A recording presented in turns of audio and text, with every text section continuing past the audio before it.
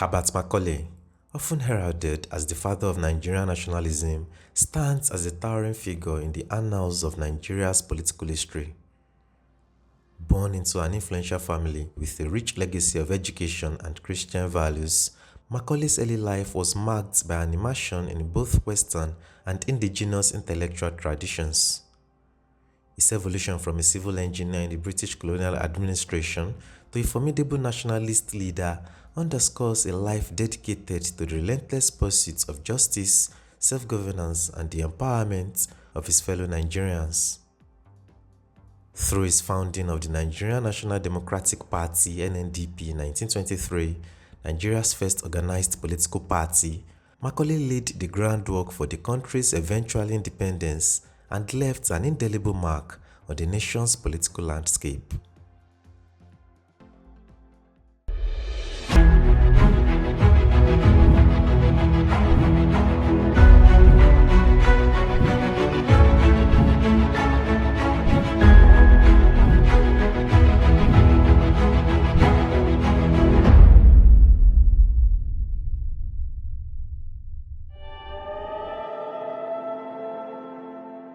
Herbert Olayinka Macaulay was born in Lagos on November 14, 1864, into a prominent and educated family.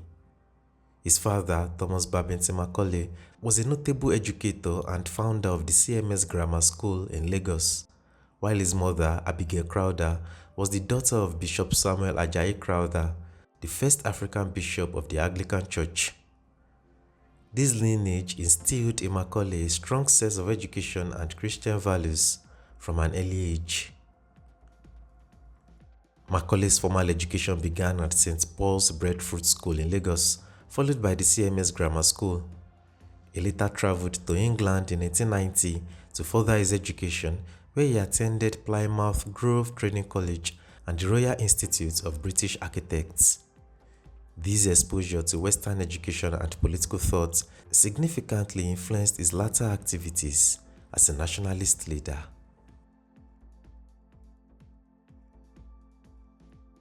Upon his return to Nigeria in 1893, Macaulay began working as a surveyor and civil engineer for the colonial government. However, he soon grew disillusioned with the colonial administration's policies, which favored European interests over those of indigenous Nigerians. This dissatisfaction laid the groundwork for his future political activism. Macaulay's entry into politics was marked by his opposition to the water rate scheme proposed by the colonial government in Lagos in 1908. He argued that the scheme was exploitative and would disproportionately affect the African population.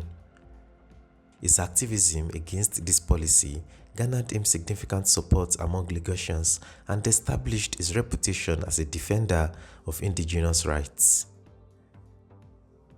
In 1923, Macaulay founded the Nigerian National Democratic Party (NNDP), the first political party in Nigeria. The NNDP aimed to protect the interests of Lagosians and promote self-government. Under Macaulay's leadership, the NNDP won all the seats in the Lagos Town Council elections from 1923 to 1938, solidifying his influence in Lagos politics.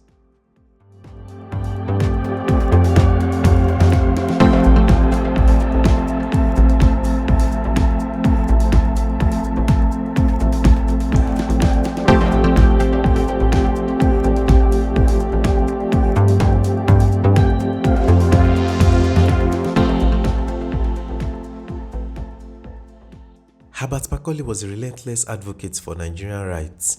He used his platform to speak out against the injustices perpetrated by the colonial administration.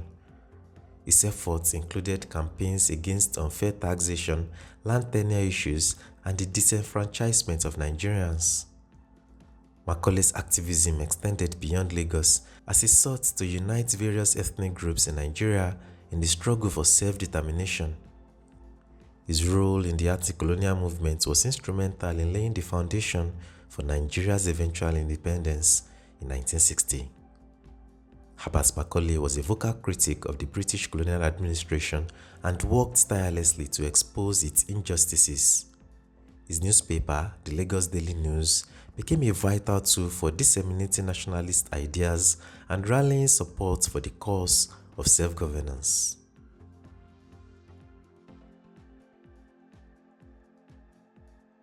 Macaulay's ability to forge alliances with other prominent nationalists was crucial in advancing the cause of Nigerian independence. He collaborated with young Nigerians such as Nnamdi Azikiwe, who would later become Nigeria's first president. These alliances helped to create a united front against colonial rule and laid the groundwork for the formation of broader nationalist movements. Herbert Macaulay's influence on Nigeria's political history is profound and multifaceted. His advocacy for Nigerian rights began with his outspoken criticism of the colonial administration's exploitative policies. He championed the cause of the indigenous population, focusing on various issues that affected their daily lives.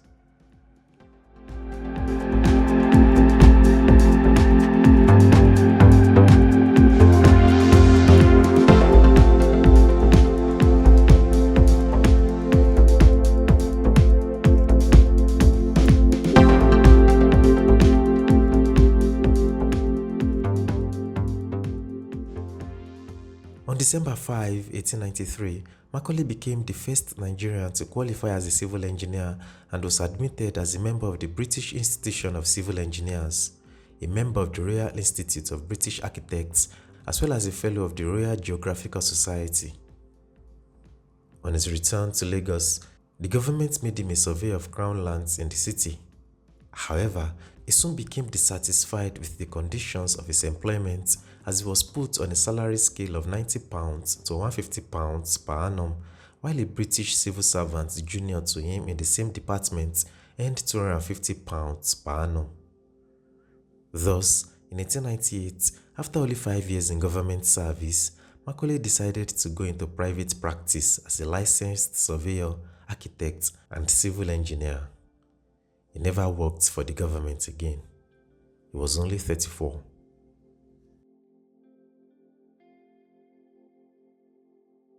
On his own, Macaulay struggled in the early days to find success, as the colonial authorities made sure he did not get any government jobs, and only a handful of Africans were rich enough to engage and pay him for his professional services.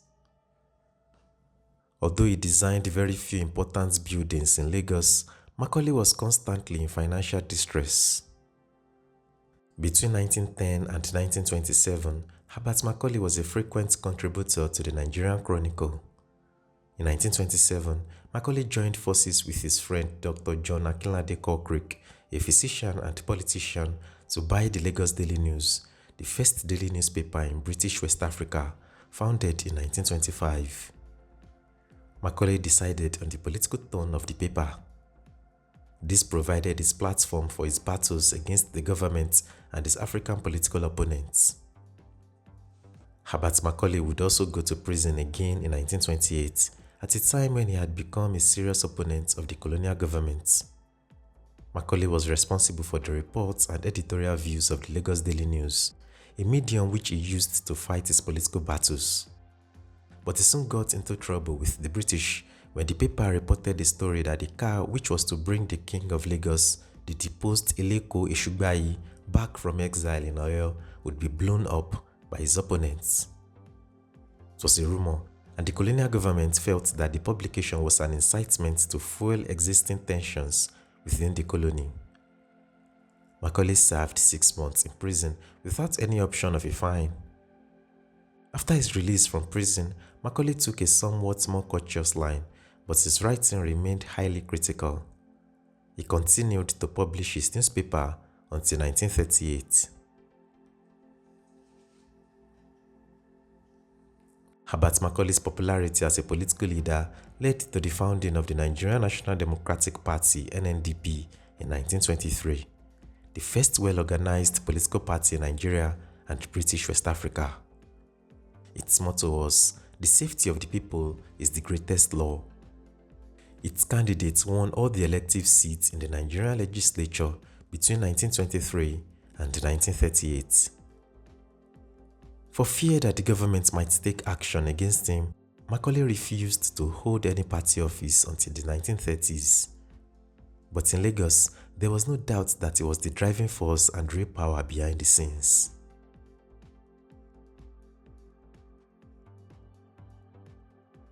Macaulay encouraged market women and elite women to take part in party activities, including speaking at its meetings. With his control of the party, Macaulay was able to some extent exert some influence on some issues that came before the Legislative Council, such as the poll tax, the building of a new cemetery for Africans at Aton Ota, present-day Ogun State, and the Lagos Railway construction. When the colonial government decided to control market prices during the Second World War, Macaulay supported the opposition of the market women to the idea, arguing that the government could not seek to control what it did not supply. Ironically, Macaulay encouraged Lagosians to contribute and support the British colonial government immensely during the war. When the National Council of Nigeria and Cameroon's NCNC was formed in 1944, Herbert Macaulay, now 80 years of age but physically strong and mentally alert, was elected the party's president, and Benjamin Nnamdi Azikiwe, who would go on to become the first president of independent Nigeria, became its first Secretary General. In 1946, the colonial government proposed a new constitution for Nigeria, but led by Macaulay, the NCNC and other nationalists rejected the proposition. They argued that it did not go far enough to granting responsible government to Nigeria and that the locals had not been fully consulted on its provisions. At a meeting in Glover Hall in Lagos on April 11, 1945, it was decided that an NCNC delegation, which included Azikiwe, the head of the delegation, Mrs. Funmilayo Ransom Kuti, Prince Adeleke Adedoyin, Dr. A.B. Olorunimbe, Alhaji Noah Wada, among others, be sent to London to convey the party's reservations to the proposed constitution.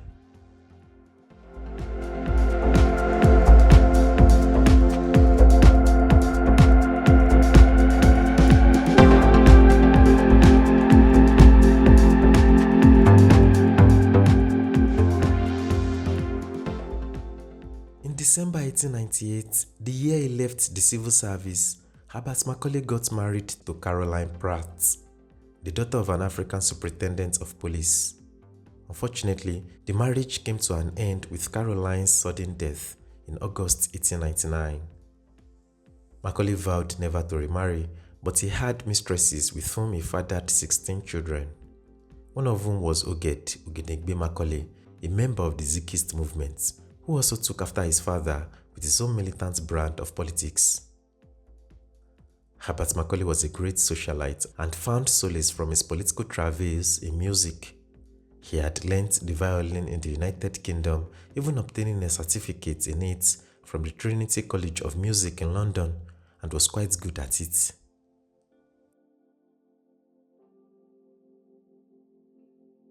While Macaulay was on a tour in Kano, northern Nigeria, leading the NCNC delegation, he suffered an acute attack of rheumatism and had to return to Lagos, where he was treated by Dr. Olorunnibe, his personal physician and political associate in the NCNC. He died on May 7, 1946. He was 81. The Lord Bishop of Lagos, Leslie Gordon Vining, officiated at Macaulay's funeral service held for him on May 11, 1946, at the Cathedral Church of Christ Marina, after which he was buried at the Ikoyi Cemetery. Many streets and monuments have been named after Macaulay in both Abuja and Lagos. In 1972, a ship, Herbert Macaulay, of the Nigerian shipping line was named after him. The Herbert Macaulay Library in Yaba, Lagos is also named after him. In addition, his portrait is featured on the defunct Nigerian 1 Naira notes.